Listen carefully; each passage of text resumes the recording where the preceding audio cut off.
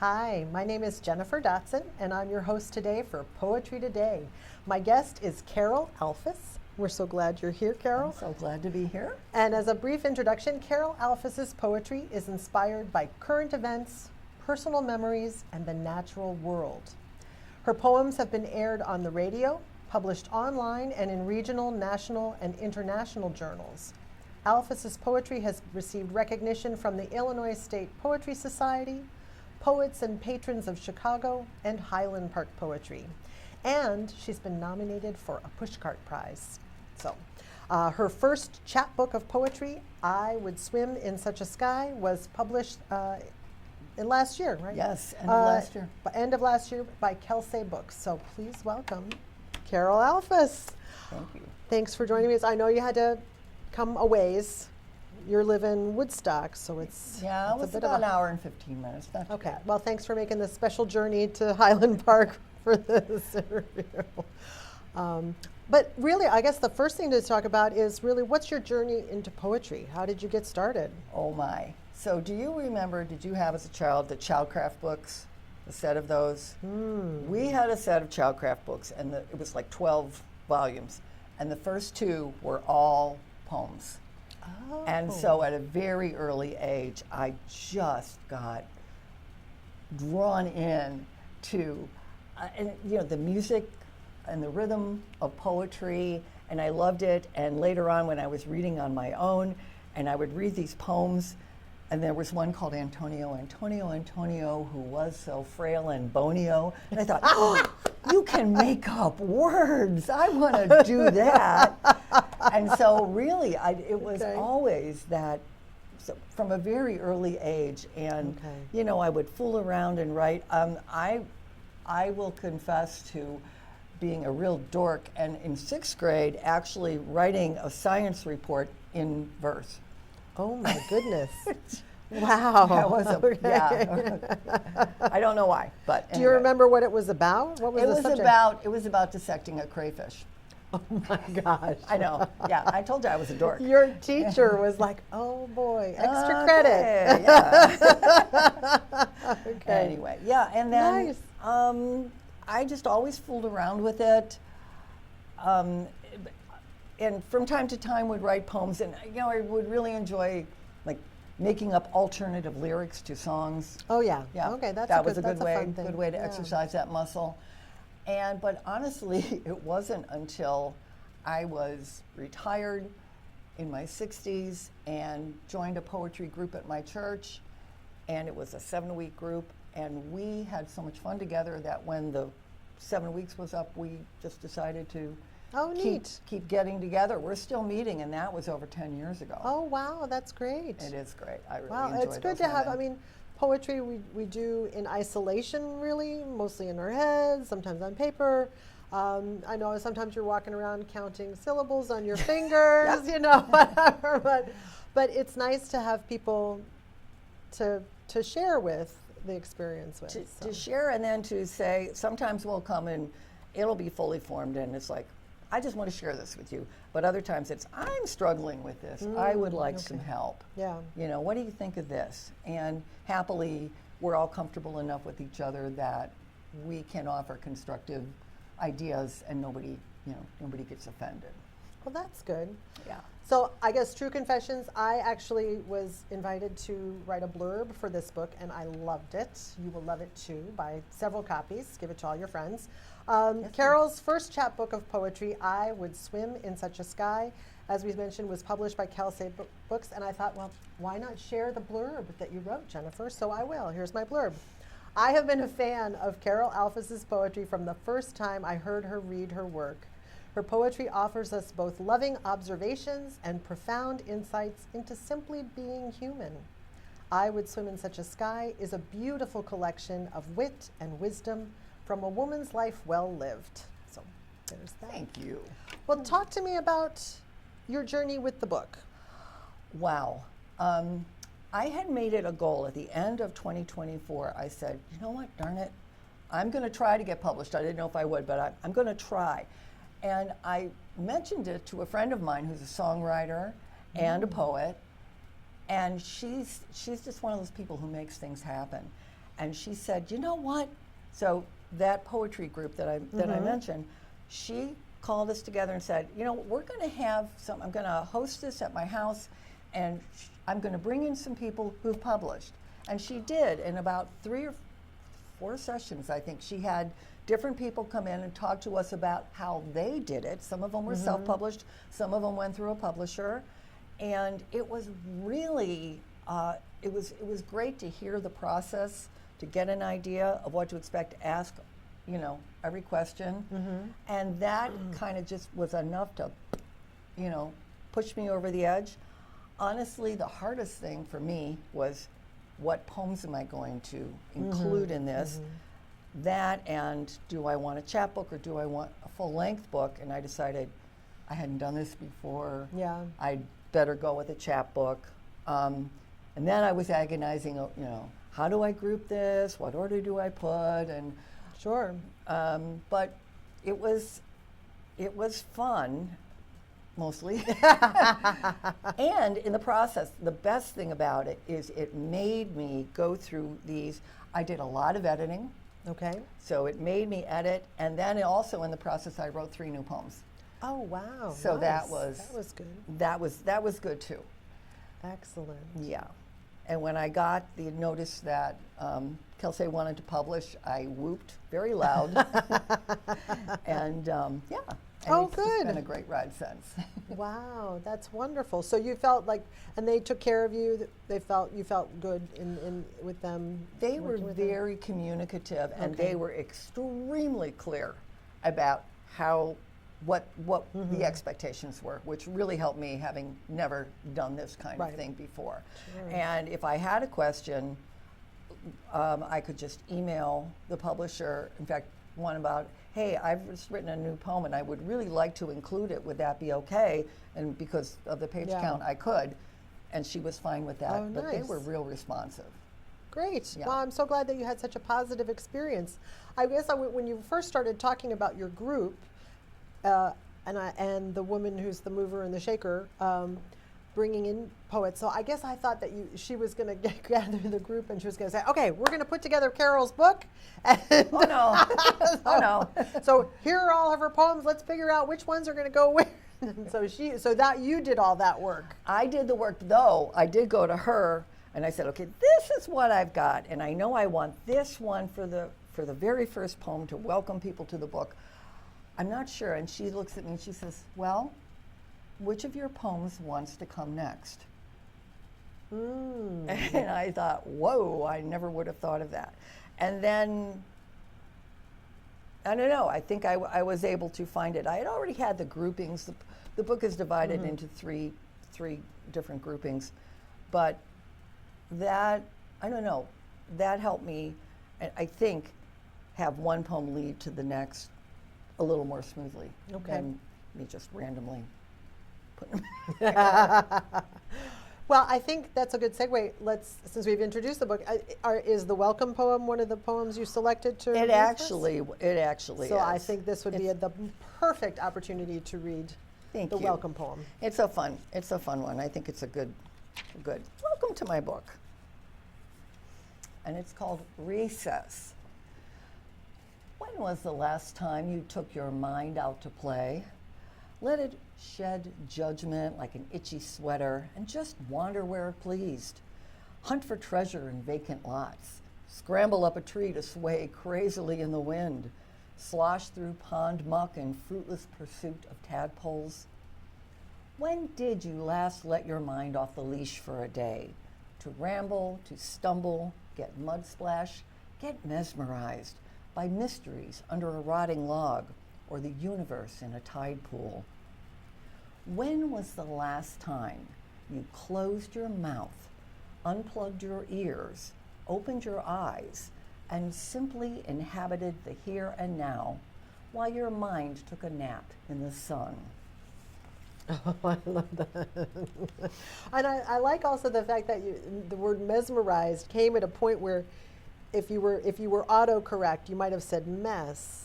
You know, Oh, right? So right. so it was good. It was a nice lead. Thank you. I enjoyed that. So what's next? Oh, well.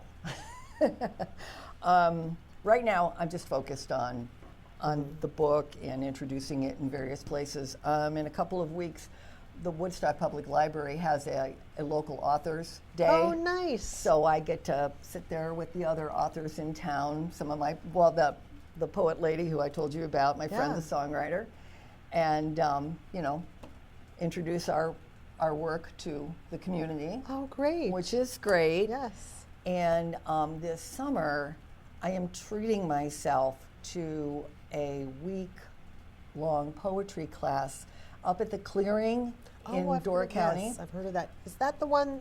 Let's see. Is it? Okay. Jens Jensen. Okay. Is that? Well, that was an Architect. landscape architect. Landscape yes. Okay. architect. So he He designed started the that. He okay, designed the it clearing. and Okay. eventually just lived there at the end of his life. Wow. Yeah. Okay. So Highland Park he actually had a studio in Highland Park. Okay. So you were saying Jens Jensen. I was like, what? Yep. Okay. Yep. So, all right. Good So to know. I'm going up with a Nice. poetry friend. Okay. Good. And we get a whole week, and we're taking a class. This is why I wrote this down. Al DiGenova, yes. yes, he Okay. is teaching the class. That was the name I was struggling for, so I'm glad you kept notes That's and wrote right, it it's written down. That's great. yeah, That's great. So Oh, I'm good. really looking forward to that because I need to be challenged, I need to be pushed, and Mm-hmm. I'm really hoping that it'll just give me some more tools. Yeah. Oh, that's and take wonderful. me just a little bit farther. Oh, good. So Very I'm exciting. very excited about that. Yes. Yes. Well, I wish you great creativity and abundant of words and images and all kinds of stuff. That's I'm going to be hoping. that's going to be good. Yeah. Would you read some more poetry? Oh, of course. Twist my arm. Okay. This one I wrote after we had been to Utah. And we stayed out in Torrey, Utah, which is a dark sky community. And it was fabulous. And it is called Gloria in Excelsis. We are made of star stuff. Carl Sagan. In the clear, thin air of a high desert night, the inky sky is pierced by countless stars, and the Milky Way spills a ragged, smoky ribbon of light across the blackness. Oh, I would swim in such a sky, tumble headfirst into its depths, splash and kick, sending ripples out across the universe, dive, and not even need to hold my breath, for I am a part of this ocean. The very same primal elements created in that first furious rupture dance in my blood and sing in my bones. I love it. I love it. So, in the process, are there poets that you admire? Are there or read a lot that influence you? Maybe I don't know. I read a lot of different poetry. I'm sure you're aware of Rattle. Mm-hmm, I've heard of it. And I get their journals, and what I love about Rattle is I get a poem every day, and there's a poem of the day, and then down below there's links to more poems. I start my day with poetry before I even Nice. look at the news. And sometimes I just stay in the poetry. And what I love about it, there are so many different voices.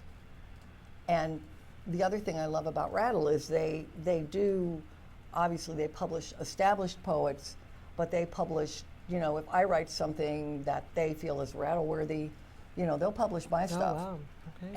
And I admire that. Yeah. It gives so many poets a voice, and I think that's important. I love Marie Howe. I love Naomi Shihab Nye. Who doesn't like Billy Collins, right? Mary Oliver, all those big names. I love Robert Frost and Carl Sandburg and Walter de la Mare. And yeah, I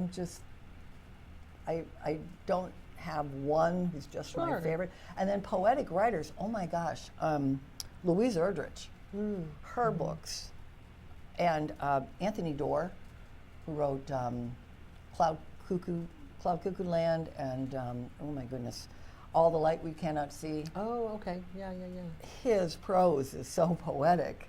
Sure. So, Okay. yeah, there are many, many. Okay, wonderful. You mentioned that in the process of getting this book together, that you felt like is there any advice that you would want to share with a writer who was in that same position of first assembling their first book? Like, what did you wish that you had known, maybe going into the process, or what was the best piece of advice you received from any of the people that came to talk to your group?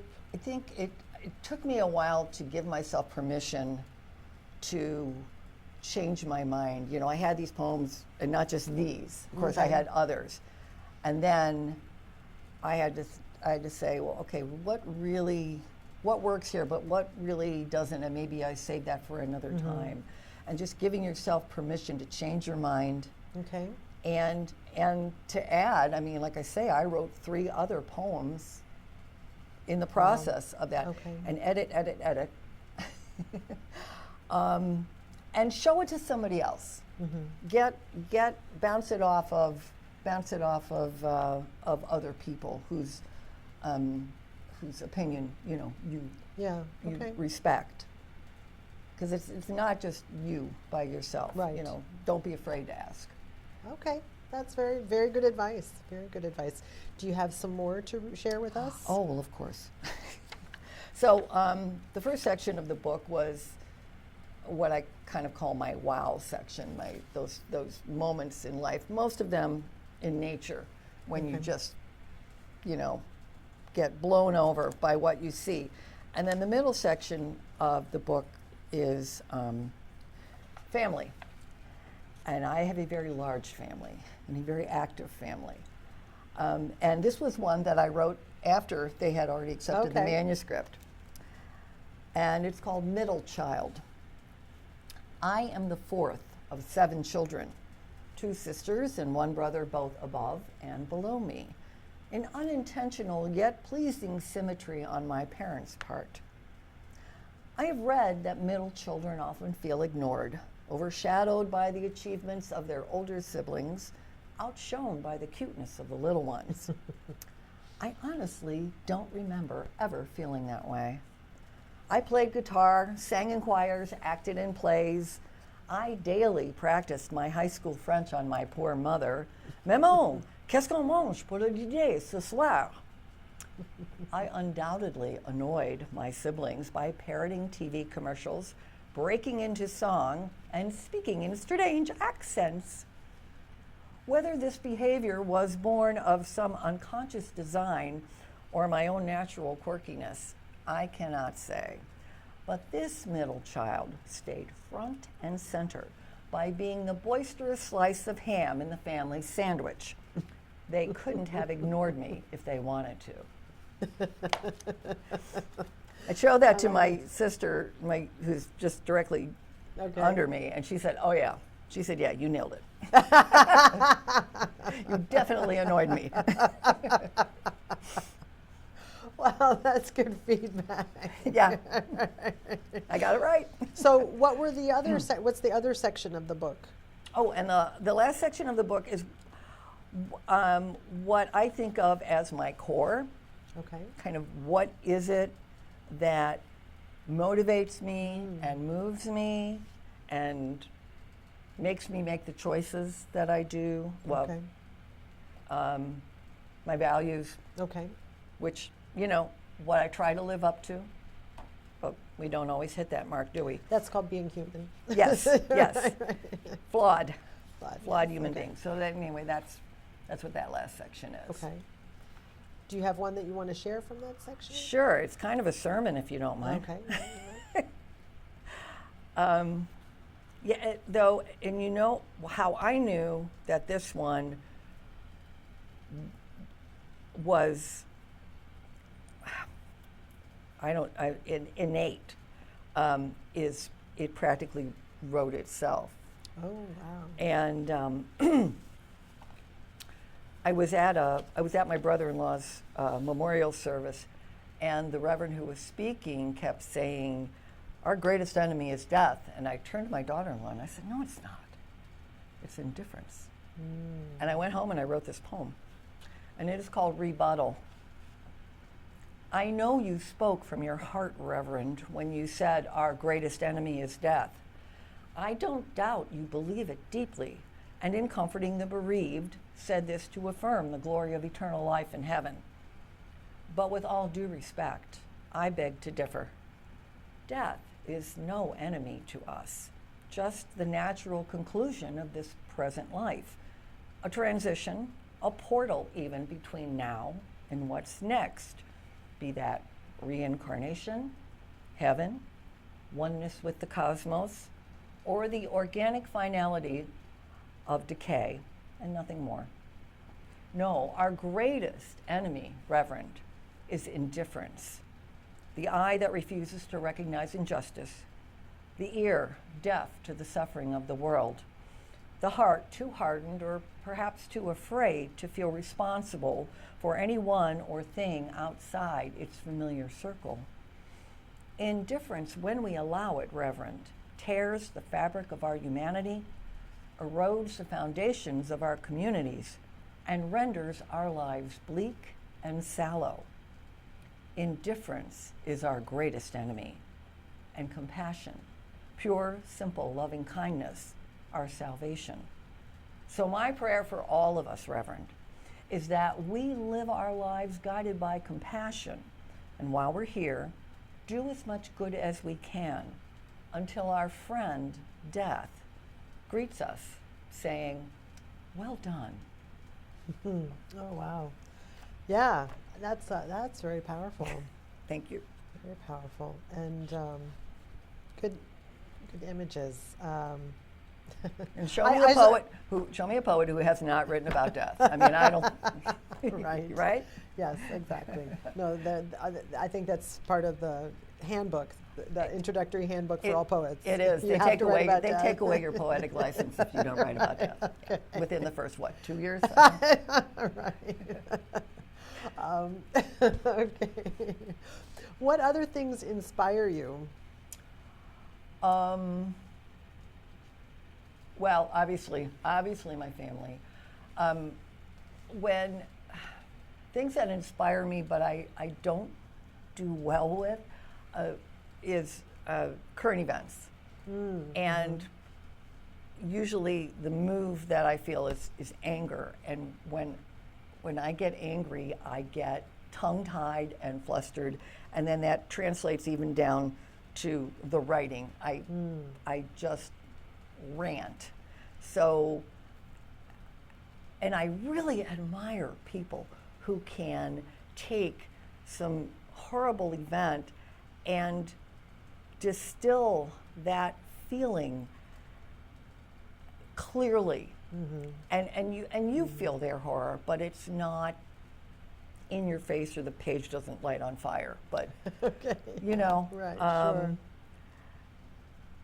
Learning. I was a teacher, so learning inspires me. Okay. In fact, every teacher, I think, tries to find ways to get information across. And as a special ed teacher, my motto was kind of find another way. What's another way? If they're not learning it this way, what's another way I can teach this academic skill or this life skill or this social behavior I want this child to learn? And poetry kind of does the same thing. Poetry offers us the opportunity to find another way to express an opinion, to capture a moment, which poetry is so good at capturing these little teeny tiny moments, or express a feeling. Sure. And I love that. And it's kind of like I took that skill from teaching, and it works very well Okay. in poetry too. Yeah. Good. I think we have time for one more poem. One more. Well, you know what? We were talking about death. We might as well do reincarnation, Okay. right? All right. which is, the rebuttal poem was going to be the last poem in the book, and I thought, you know what, I got this one on reincarnation, so why not? Reincarnation. To whom it may concern. If it's all the same to you the next time around, I'd like to forego humanity and live instead as a creature of the sea, something wild and silent, a whelk perhaps, leisurely trolling the seabed, eating my fill of unwary clams, fortifying the knobby surface of my spiral home until I, in turn, become a meal for some ravenous crab. After a time, my shell, tide-tossed and sand-smoothed, discovered by a child and lifted to her ear, will delight her with the ceaseless song of the sea. The end. To be continued. Yes, yes. No, I was just formatting that for one of our daily poem posts, so we'll be using that to help promote our event, which is, I guess, the next thing we should say is that Carol Alfus is going to be one of Highland Park Poetry's featured poets on Saturday, May 9th at 4 p.m. at the Wayfarer Theater office. That's located at 1850 2nd Street in Highland Park, and there is a poetry open mic that immediately follows the features. Poets who attend may bring up to 3 poems to share, although Highland Park Poetry always reserves the right to reduce the number of poems that are actually read by every poet, because we want to make sure that everybody who attends can participate. So that's one way that we make sure of that. It is a free event, and there's free parking downstairs in the garage up to 3 hours. So it's we look forward to seeing you this spring and having you come back and read these and more poems from your fabulous new book. Oh, and we also wish you best of success this summer at your Creative Week retreat. we have something to show for that. Yes. Well, I think you're going to be working on your second book, right? I'm hoping. That would be great. Well, yeah, and these events that Highland Park Poetry, I've been to a few of them, and they are, yes, they're wonderful. Oh, it's thanks. wonderful to get to meet the poets behind the books, and then to get a chance to get up and strut a little of your own stuff too. That's right. Yeah. That's right. Well, good. Well, thank you so much, and we look forward to seeing you then in May, and wishing you and your book all the best of success. I know that the Woodstock Public Library event's going to be great, and I hope you have a lot more of those events this year. Oh, thank you so much, Jennifer. Thanks. And thank you for joining us.